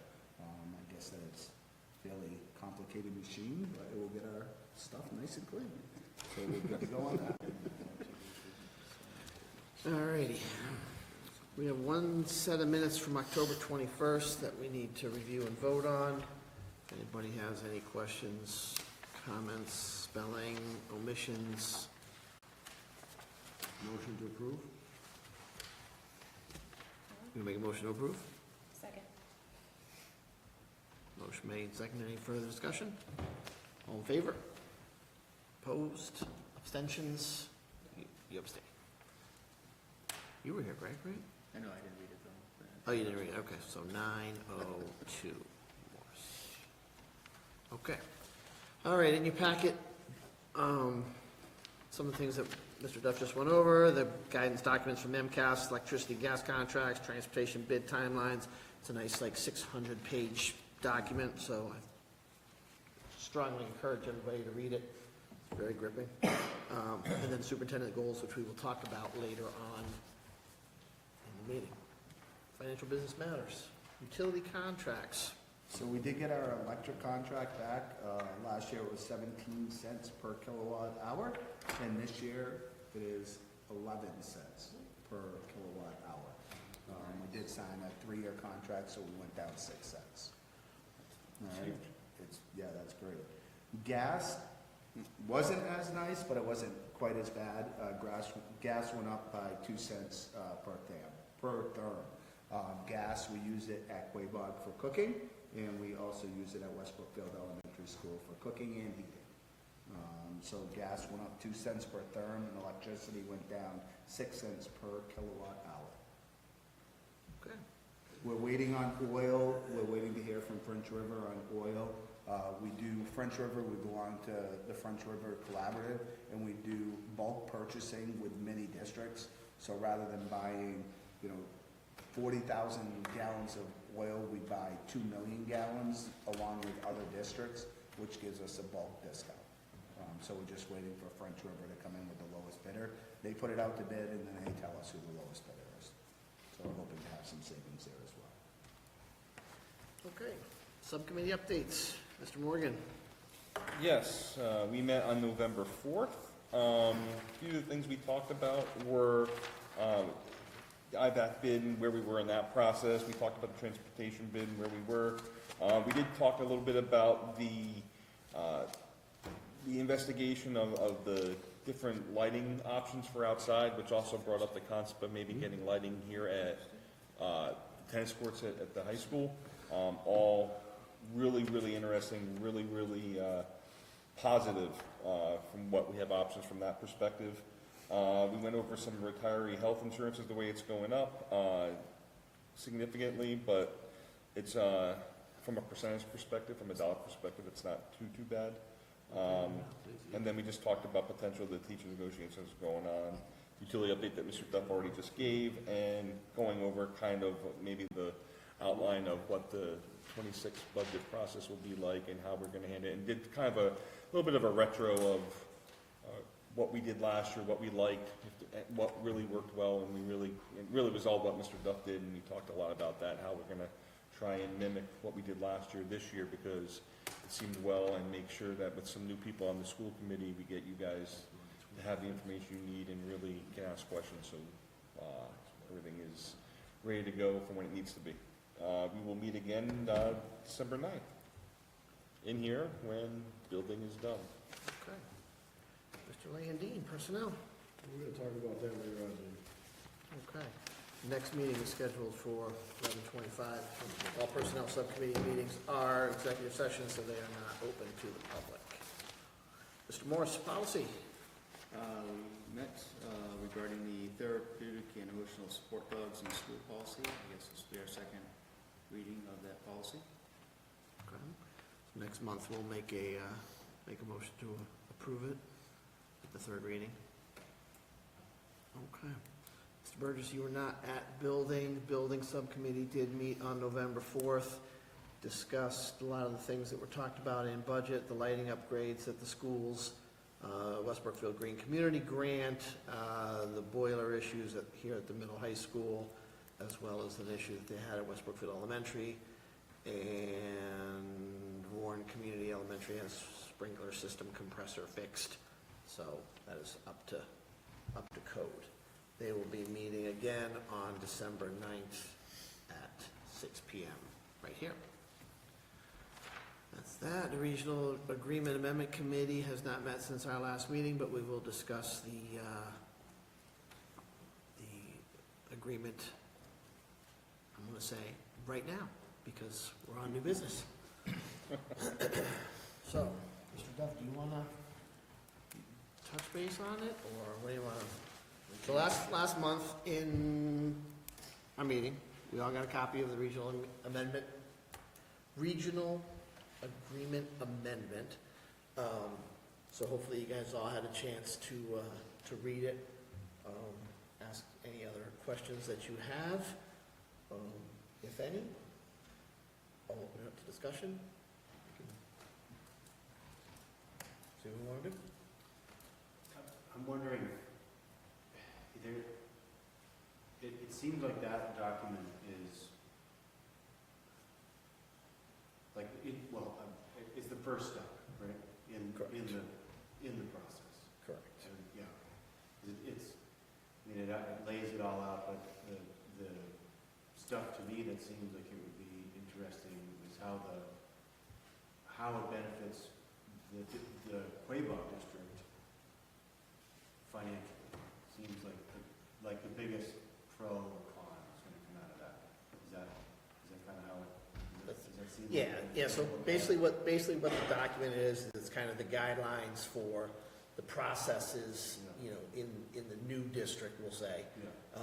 You know, the makeup of school committee, you know, voting timelines, you know, any debt from any of the existing buildings, how future debt would be broken out, kind of like how our current regional agreement is with just the towns of Warren and West Brookfield, but it would be spread out over the 3 towns. So let's just say we have, for Warren Elementary, you know, we have capital debt for Warren Elementary. Because that's a current building in the Quaboag district, in the new district, that fee or that bill would not translate over to North Brookfield. It would stay within the district it's in. And like the roof at North Brookfield? The roof in North Brookfield would stay in North Brookfield. But now let's say they all merge together and West Brookfield Elementary put a new roof on, that would go to all 3 towns. You know, to be Future from whatever the date is. from whatever the date is of the new district is basically how it is. So this is just kind of like the guideline of, you know, all the, you know, the legalities. Right. How to get out of it, How to get out of it, how to get in it, how to replace a member that can't, you know, spot that can't be filled, things like that. So, as far as the financials, about 3 years ago, Mars did a financial study. It was inconclusive as to what the, you know, the outcome would be for the districts. It was a lot of projections, right? I mean, for however they did it, I mean, they could project, you know, how many students would be enrolling in the schools, you know, in 20 years. Now, I don't know how they could possibly do that, but they have a formula that they use, you know, so it was able to talk about, you know, potential enrollments and things like that. But I mean, as far as, you know,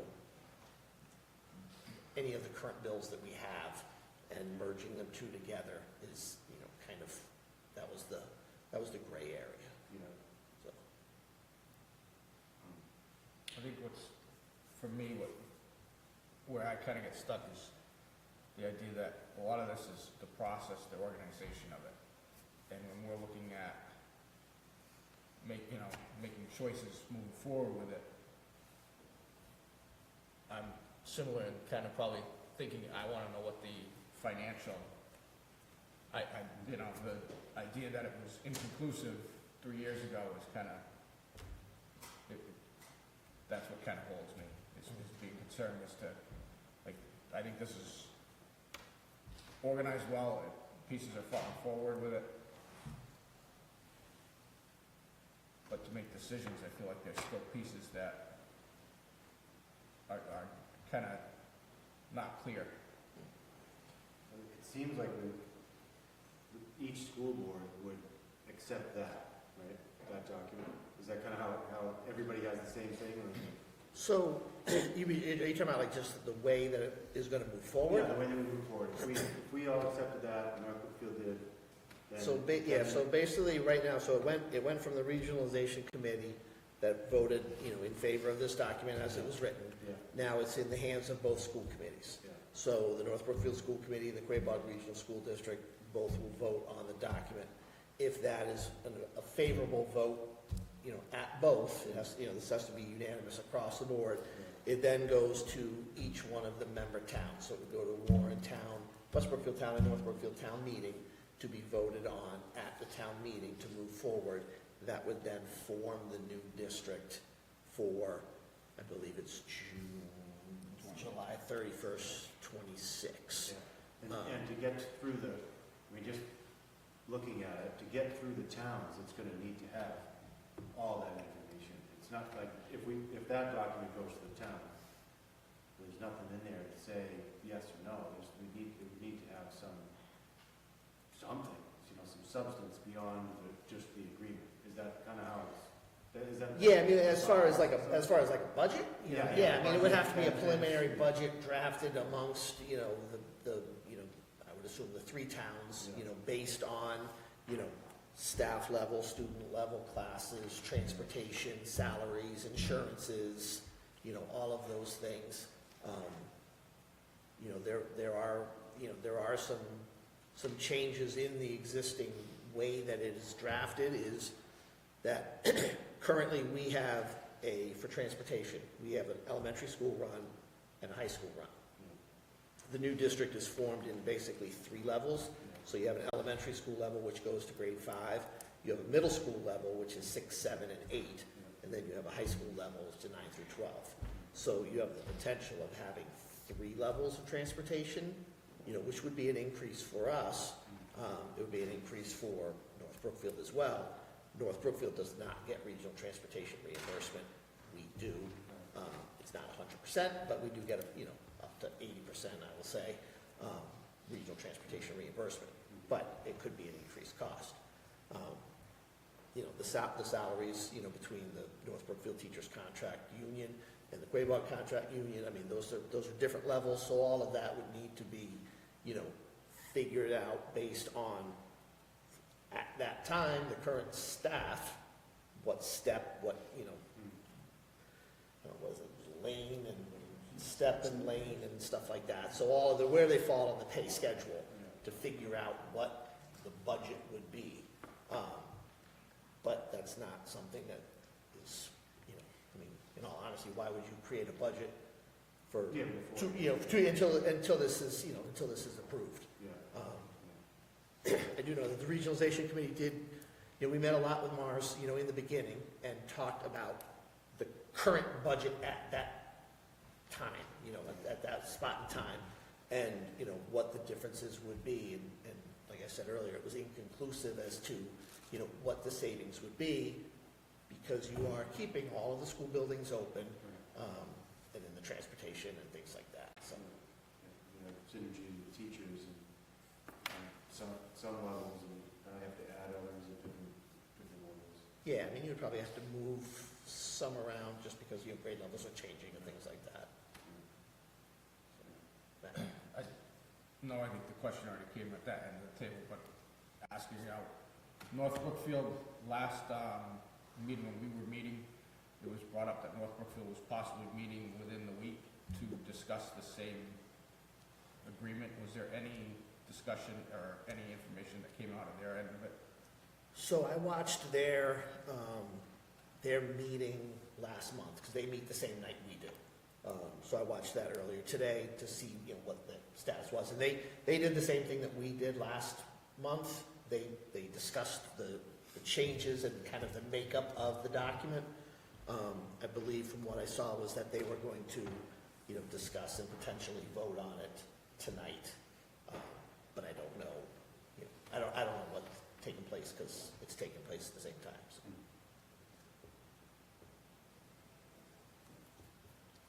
After careful consideration of all the issues, I would like to make a motion to not proceed with the regionalization agreement with North Brookfield. Second that. Okay. So the motion was to not move forward. Yes.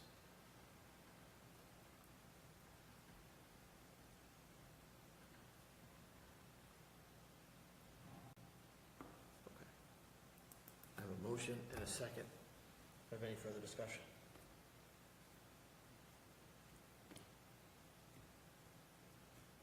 And I've got tons of questions about it, but I'm late to the party. That's okay.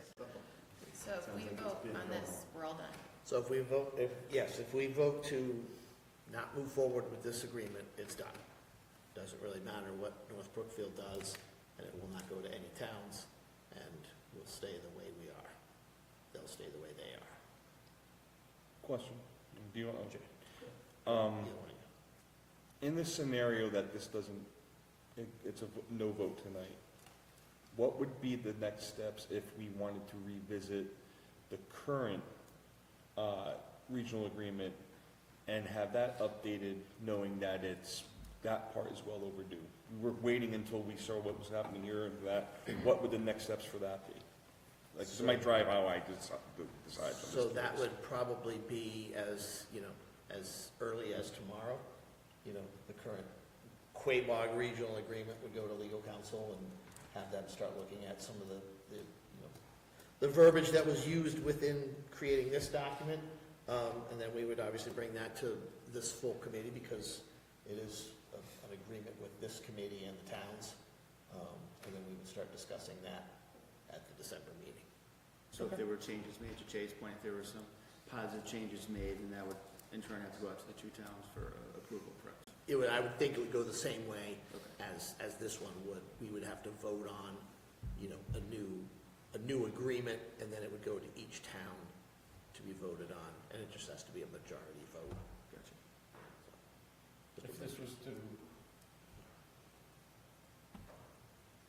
if we were to go against the no vote, so moving forward with, say, a vote to continue the regionalization agreement as it's written up currently, that would still have to go in front of the towns to then get a final vote from there of approval to move forward with it, correct? Correct.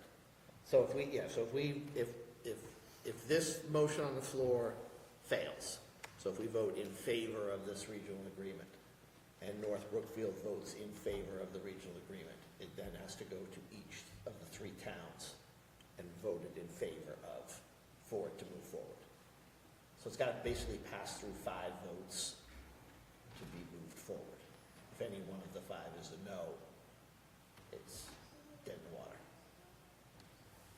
Mr. Burgess, I think the answer is, you got the answer? Through, okay. Brian. Mr. Duff, I have a question for you, sir. With this being obviously a relatively large issue, what is your feeling and stance on it, if you don't mind us asking? My only concern is that 3 years ago, given where the enrollment was, the data was inconclusive about whether it was financially beneficial for the district. I know that enrollment trends have changed in terms of what you would have for foundation enrollment. And for those reasons, having an inconclusive budget, kind of speaking to what Garrett was saying, not knowing what we're getting ourselves into, my biggest concern would be that if this ended up moving forward and it passed through the towns, then without having the information that we need and having it inconclusive, that would make me concerned as a district. Yeah, I can't imagine it moving through a town meeting without like hundreds of pages of what it was going to be. Like reading through this agreement, it's like gets the ball rolling. Maybe that's where you're coming from. I was saying, kind of piggyback on what Superintendent Duff was saying, just the financial uncertainties and knowing, just being from West Brookfield, knowing that the positions that the town is in financially right now, it's just, I look at it almost as a little bit of risk management. Just managing that risk going forward, as we know what we're dealing with right now. And there might be some opportunities through school choice to improve enrollment without taking on a lot of risk. I'm also very concerned about taking on a lot of extra facilities, maintenance, and things like that as well. We have our hands full already. We don't need to have more things, I think, on Mark's to-do list. So it's just, for me personally, being a member of the town, it's just the risk just does not, the reward does not outweigh the risk. So. I think I'm looking at it as it would be nice to continue forward to see if there's more information that comes out. However, I'm also struggling with the idea that this seems like the last opportunity for us to protect the district that we have right now, where it then gets out of our hands as to how that decision is made and whether or not we have impact on it. My only thing is, if this report came back as inconclusive, when it started 3 years ago, I'll say it again, what North Brookfield is now is not what it was 3 years ago. And I think if you did it again right now, there would be I think that it just is not feasible to do this. All right. Any further discussion? So we have a motion and a second to not move forward with the regional agreement. I have a question. Yes, sir. So 3 years ago versus now, I think my stance has probably shifted to some degree.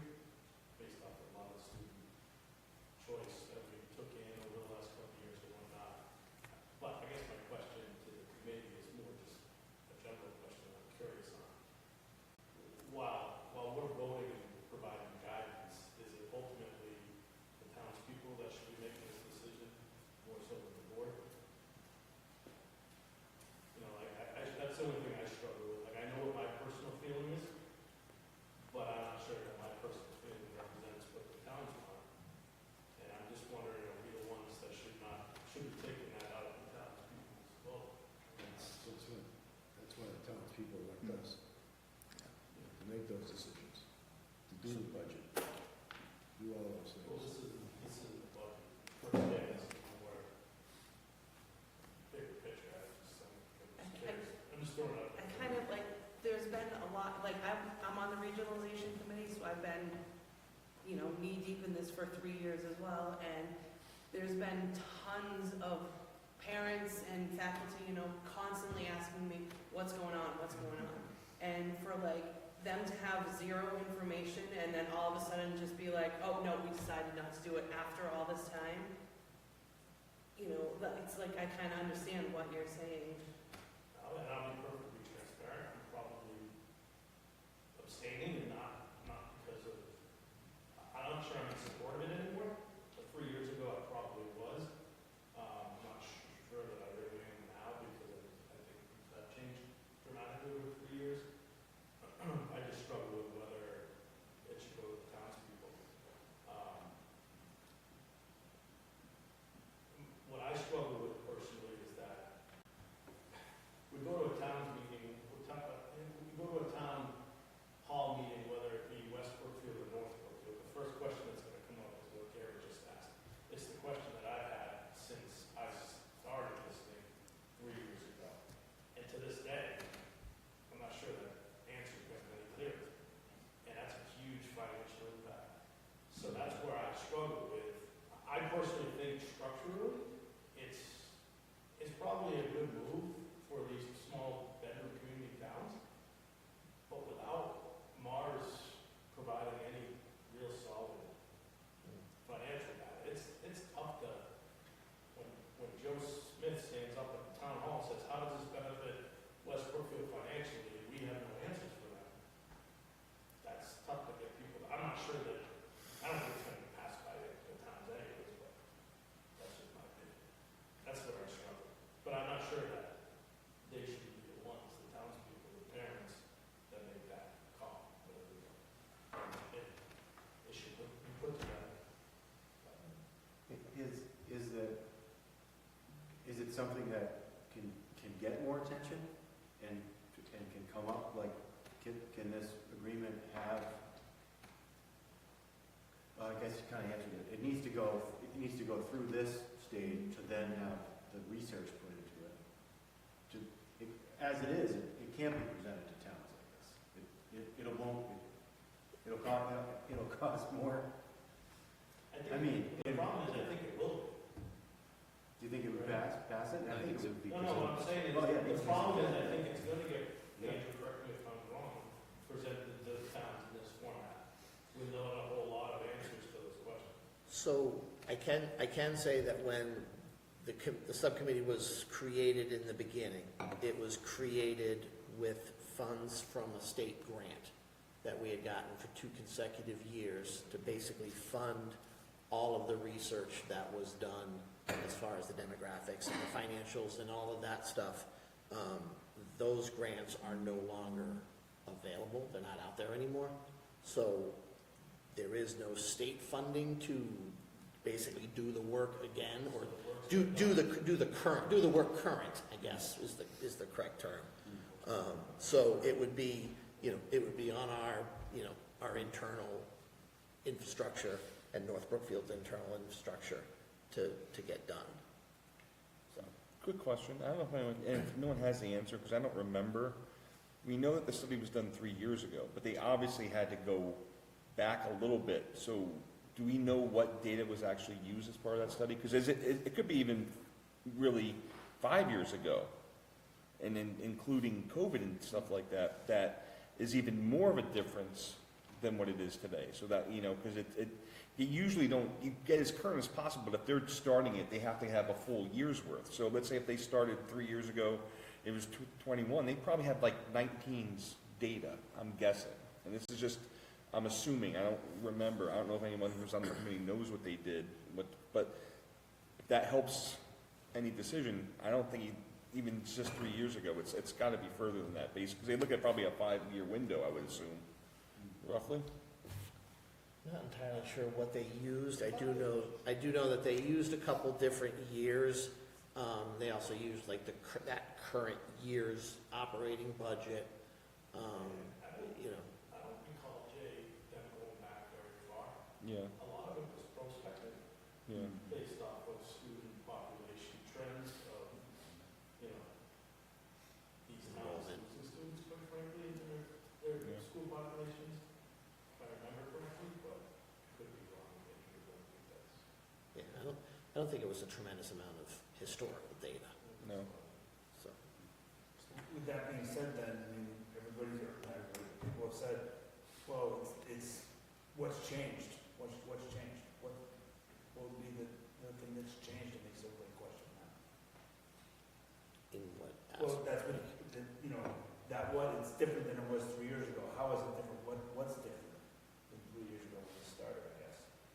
Because isn't that, I can give you my answer. yeah. I think we dropped like 50 school choice kids from the last couple of years. I think it's more accurate, but it's probably quite high. And then I just asked what the student population is for 7 to 12. And it's I don't know the actual number, I think it's like in the 80s. 80s.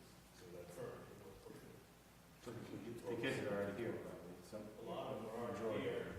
Those 80 that are left, you know, We got 40 go to Quaboag, 40 come here, or, you know, and then you mix in the trade schools, like, Again, there's a difference in cost. If they're here currently, it's 5,000 a student, school choice. If they're locked in more as a member town, we're then getting what, 12,000 for those Could be students? whatever the chapter 70 foundation. But that's my point, like, how many you lock it in, not many. there's only 40 of There's them. only, And how much best you're case spending to scenario, get you there. have 30. No, but it would also include the people that are already here. Yeah. And that they're no longer a school choice student in here, they're now a member student in here. So there's that, I get it, but it's still the idea that their current high school numbers are not very supportive. yeah, We're not showing a lot of, yeah. I'm just saying, that if you've got 40 school choice, so say that's 5,000, but now it's gonna go to 12. Okay, and then you bring in another 30, you're smarter than BJ, do the math, that's not a lot. That's not Then you have. But I think the initial, obviously the initial report was done, didn't take into account the difference between school choice and foundation numbers. It was students. So, if there was, 40 or 80 or 100 or 200, it was the population at the foundation numbers. So, it was not done as a conversion from a school choice number to a foundation number or anything like that, because that wasn't even part of the discussion when it all started. So, Ryan, just to kind of add on a little bit to what Andrew was saying, another reason why I made the motion I did is because I feel like in the last few years, our district here is definitely on the upswing. And I'm going to embarrass Mr. Duff a little bit here, but he's got a fantastic management team in place. The principals are great, the kids are doing awesome, we have fantastic programming, and we are a desirable school to come to. So we are definitely an ascendant school district. And I just feel like, why do we want to tag on to a district that is not having those same experiences? It's kind of what it boils down for me. Sorry to embarrass you, Mr. Duff. all right. So we have a motion on the floor and a second to not move forward with the regional agreement as written. So all of those in favor are basically voting no to move forward. Is that clear? If you're opposed to it, you're saying you want to move forward with the agreement as it's outlined. Does that make sense? And that's what it's based on the agreement. It's not even really saying a yes or no to a final, this is happening. It's just moving forward on the Correct. agreement as it's written. It's passing it through this committee and moving it on to the next step. Question. Yes, sir. The reason I was saying I was going to abstain is not because I don't have a personal opinion on this, it's just the fact that my wife's an employee of the district, so I'd like some clarification. If I should abstain, I feel like I should, but. I don't,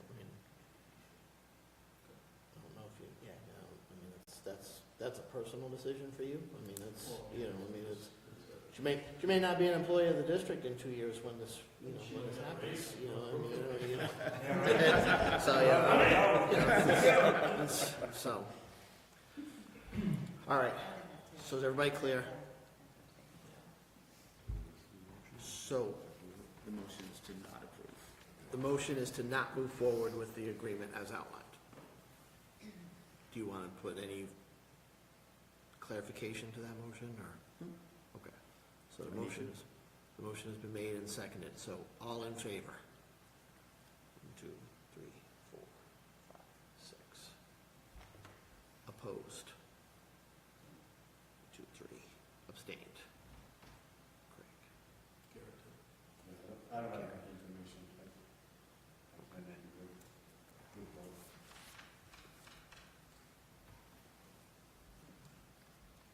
Okay. So, 6-3, the motion does not move forward, so it does not. Kind of moot point what North Brookfield does. So, Mr. Dove, I think you and I should, Could I make one comment? sure. So, based off the results, it's obviously not moving forward, but I just want the board to recognize the tremendous amount of time and effort Andrew and Mr. Duff and others put into that committee over 3 years. Like, I was on it initially and I got off, but Andrew, I know personally, has spent probably more time with that committee than he has with this committee, so. There's a lot of time with this committee. Some of those meetings make this Yeah. meeting seem quick. Right. So, you know, sincerely, I just want the board to realize that this might be a little bit of blow to your efforts and your work, but you put in a tremendous amount of time to look at the betterment of the district. And a little recognition, because Angela was she was the parent representative of the regionalization committee prior to being a school committee member, so she's, you know, she was here through thick and thin with all of us, so. Those meetings were, They were, they were a lot of information, so on behalf of the committee, thank you. Andrew, do we need to do anything as far as the new, reviewing the existing regionalization agreement? Do we need to have a committee action on that, or? So I think it's just gonna be a full committee discussion. Okay. So, I mean, I'll reach out to Russ tomorrow and tell him that this didn't pass, and no, we'll just start. So I think we need to. We'll just start talking about, we need to, yeah, Committee, needs to look at our current regional agreement. I mean, it's 20-something years old, or 40-something years old, or, I don't know, I guess I've been on the committee for 17 years, it hasn't changed since I've been on it, so. Phil, you were on it before, then off, so I don't think it's changed since your first did, so. Is it up for renewal, or are we just? Oh, no, it's just a Just one ongoing, you know, you can't make any, About 40 years ago. Yeah. you can't make any changes can't until. make any changes. So basically, just like this, so if we make any changes to our current regional agreement, we have to vote on it as a committee, and then it has to go to both member towns. Right, yeah. So then it has to be voted on at a town meeting, to make any changes that we make on our current agreement. So if Just you like wanted, this. if you wanted to turn our middle school into 6th, 7th, 8th, Yeah, you do can't do it Yeah. as currently Right. constituted. So timing-wise, since this stuff is already on the table and already being discussed, it's a good opportunity to relook at the current one we have, as this one hasn't been passed through. And take the good ideas that the committee generated and, you know, put them in practice.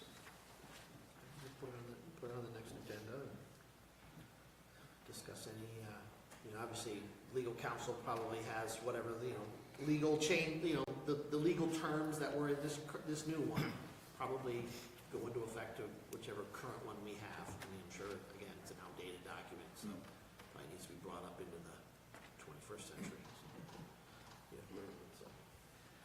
Okay, Superintendent Duff, your goals. Which is something that we do need to vote on as well. So my goals mirror the district learning plan. Our vision is to provide a safe and supportive and challenging learning environment in which students may achieve academic success and personal growth. The mission of the Quaboag Regional School District, this is plastered all over the place.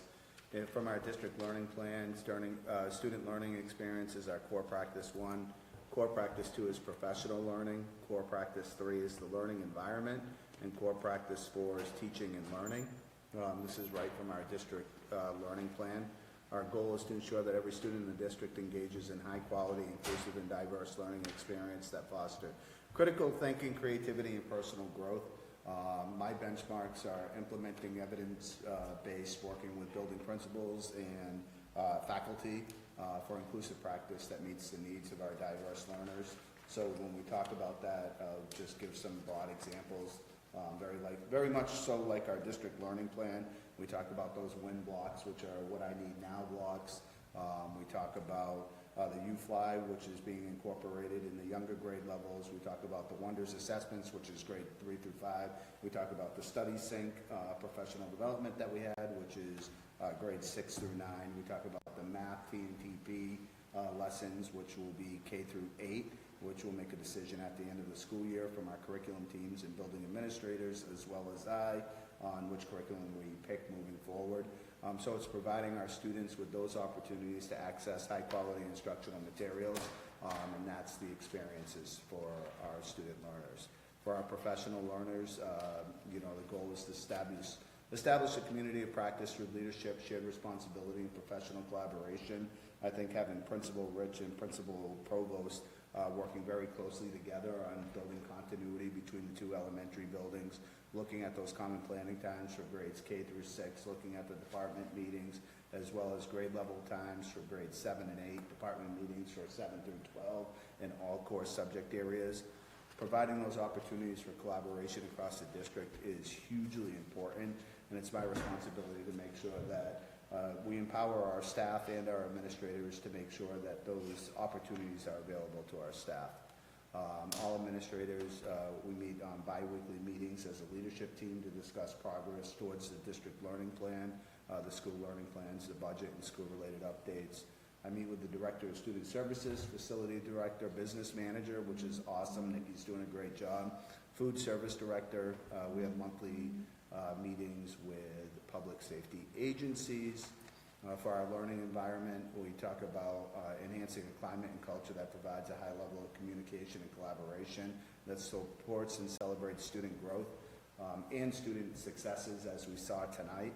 We maintain a high level of visibility through attending, I will have a high level of visibility by attending community events, board meetings, social activities, utilization of newsletters, One Connect for district messaging, social media platforms. We are moving towards a new website, which will go live next month.